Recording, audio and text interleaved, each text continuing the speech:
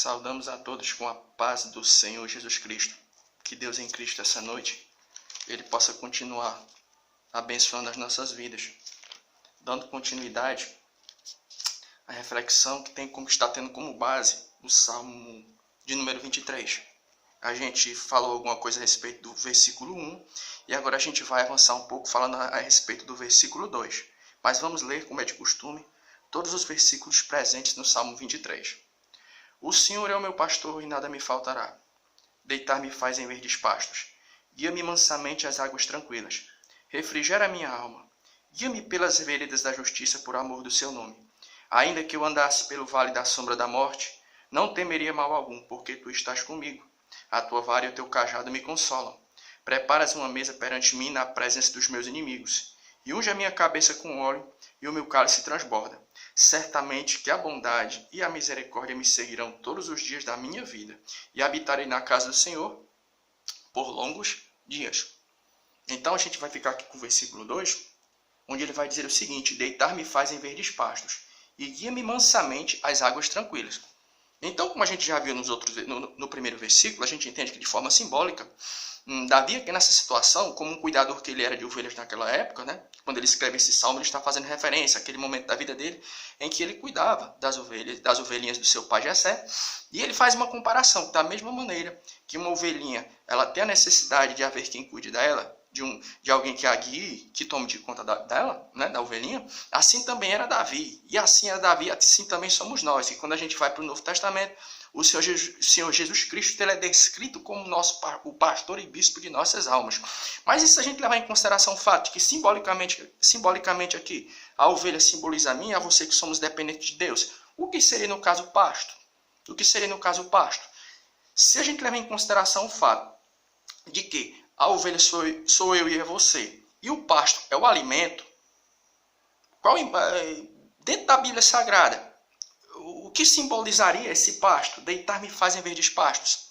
Sabe o que simboliza isso? O irmão ele vai entrar aí com a questão da interpretação alegórica. Não, mas a verdade é essa. Esse texto aqui, de forma simbólica, ele está fazendo uma descrição, tanto de mim como você, como em outras coisas, outras verdades espirituais. Então, quando a gente fala aqui em deitar-me faz em verdes pastos, o que simbolizam esse pasto aqui? Sem dar em consideração o fato que simbolicamente aqui, esta ovelha simboliza eu e você, o pastor simboliza o Deus, que toma de conta de mim da tua vida. Esse pasto aqui é o alimento. Qual é o alimento do cristão? Temente a Deus. A gente vai encontrar lá em Mateus capítulo 4:4.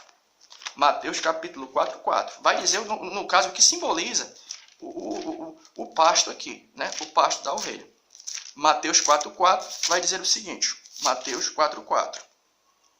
Ele, porém, respondendo, disse: está escrito, nem só de pão viverá o homem, mas de toda palavra que sai da boca de Deus. Mateus 4:4, a gente entende o quê? Que a palavra de Deus é um alimento.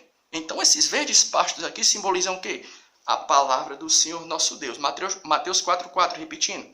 Ele, porém, respondendo, disse: está escrito, nem só de pão viverá o homem, mas de toda palavra que sai da boca de Deus. Então, quando Davi ele fala aqui que o Senhor Deus, ele é aquele guia que o leva a pastos verdejantes, o que é que ele está falando? Ele está dizendo que o Senhor nosso Deus vai levar para locais, não é locais áridos, mas locais onde a sua palavra ela está presente, verdes pastos. Aí é legal que a gente vai pegando alguns detalhes concernente à história do Velho Testamento, do Novo, e aí a gente vai montando um tipo de quebra-cabeça, né? Tipo, quando você pega o Evangelho de Mateus e você pega o livro de Malaquias, que é o último livro do Velho Testamento, a gente vai descobrir uma coisa muito bacana. Qual é?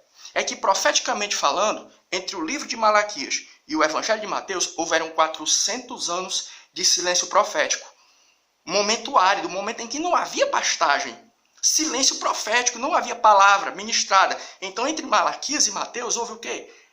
Escassez. Não havia pasto verdejante. Era só deserto, profeticamente falando. É por isso que quando a gente vai lá para o capítulo 7, versículo 29 de Mateus, Mateus capítulo 7, o versículo 29, vai dizer o seguinte, ó: porquanto Jesus os ensinava com autoridade e não como os escribas. É por isso que quando Jesus começa a pregar, Mateus capítulo 7, o 29, porquanto os ensinava com autoridade, não como os escribas. É por isso que quando Jesus, no início do seu ministério, tanto ele como também João Batista, porque você vê que quando João Batista começa a pregar, há uma sede muito grande pela palavra. Por quê? Porque eram 400 anos de silêncio profético, não havia pasto verdejante, era aridez profética, não havia palavra profética. Aí quando João Batista chega pregando, o povo vai tudo atrás de João Batista. E quando Jesus começa a pregar no seu ministério, olha o que as pessoas vão dizer a respeito de Jesus.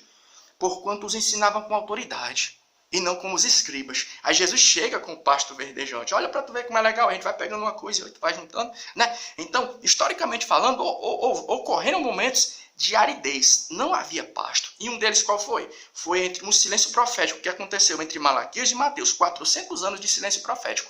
Entre o último livro do Velho Testamento, Malaquias, e Mateus. E escatologicamente falando, a Bíblia vai dar a entender que vai haver um determinado momento, escatologicamente falando, em termos de escatologia, estudo das últimas coisas, vai acontecer uma coisa muito interessante concernente à questão da alimentação. Qual é? Espiritualmente falando. É que muitos vai haver um tipo de... Não vai ser uma escassez, mas é tipo assim, vai haver um fastio muito grande. O que é fastio? É quando você não está com vontade de comer nada, né? Escatologicamente falando. A gente vai lá para segunda carta de Paulo a Timóteo, 4:3. Segunda carta de Paulo a Timóteo, o 4 e o 3, que diz o seguinte, ó. Olha como é interessante esse texto aqui, ó. Fastio espiritual. Segunda carta de Paulo a Timóteo, capítulo 4, versículo 3. Porque virá o tempo em que não sofrerão a sã doutrina, mas tendo comichão nos ouvidos, amontoarão para si doutores conforme as suas próprias concupiscências. Olha aí, ó. Segunda carta de Paulo a Timóteo, capítulo 4, versículo 3. Porque virá o tempo em que não sofrerão a sã doutrina. Vai haver também, ó, é engraçado, ó, que no passado houve um tempo de escassez. Não havia pasto verdejante. Escatologicamente falando, vai haver um tempo, sabe de quê? De fastio. As pessoas vão olhar para o pasto verdejante e vão sentir fastio, né? Olha, é o que Paulo disse aqui, quando ele diz que as pessoas não vão querer ouvir a sã doutrina. O que é que ele está querendo dizer? Teve um tempo que o povo passou necessidade porque não havia pasto verdejante. Mas vai acontecer um tempo no futuro que vai haver pasto, mas é o povo que vai rejeitar. O povo não vai querer, não. É o que o texto está dizendo. Olha aí, ó, vou repetir aqui, ó. Porque virá o tempo em que não sofrerão a sã doutrina. As pessoas vão rejeitar. É um dos sinais, quando você estuda escatologia, estudo das últimas coisas, a gente entende que vai haver um tempo em que realmente vai acontecer isso. É um sinal que Jesus está voltando, né? É de que as pessoas vão sentir fastio pela palavra. As pessoas não vão mais querer, vão sentir... Não, vamos criar outras situações para tentar aqui segurar a multidão e tal, porque o povo já não quer mais ouvir a palavra. Olha, não vamos pegar aqui todo o versículo não, porque ficou faltando, sabe o quê? Guia-me às águas tranquilas. A gente vai deixar para depois, né? Mas nesse momento aqui, foi que a gente viu. É que houve um tempo na história que houve escassez de pasto entre Malaquias e Mateus, porque houve um silêncio profético, e escatologicamente falando, vai acontecer um momento em que as pessoas vão sentir fastio pelo pasto. Vai ter pasto, mas o povo é que não vai querer, né? Mas a nossa oração qual é? É que independente do que esteja acontecendo, eu que estou falando aqui, a nossa pessoa aqui, e você que está ouvindo essa reflexão, né? É que Deus ele tenha misericórdia das nossas vidas e jamais permita que esse fastio pela palavra venha chegar até mim e a você, né? E que Deus em Cristo ele continue abençoando as nossas vidas. Você que está passando aí, dando uma olhada aqui nessa nossa reflexão, que é feita com simplicidade, mas é feita com sinceridade. E que Deus em Cristo ele continue nos abençoando. Amém.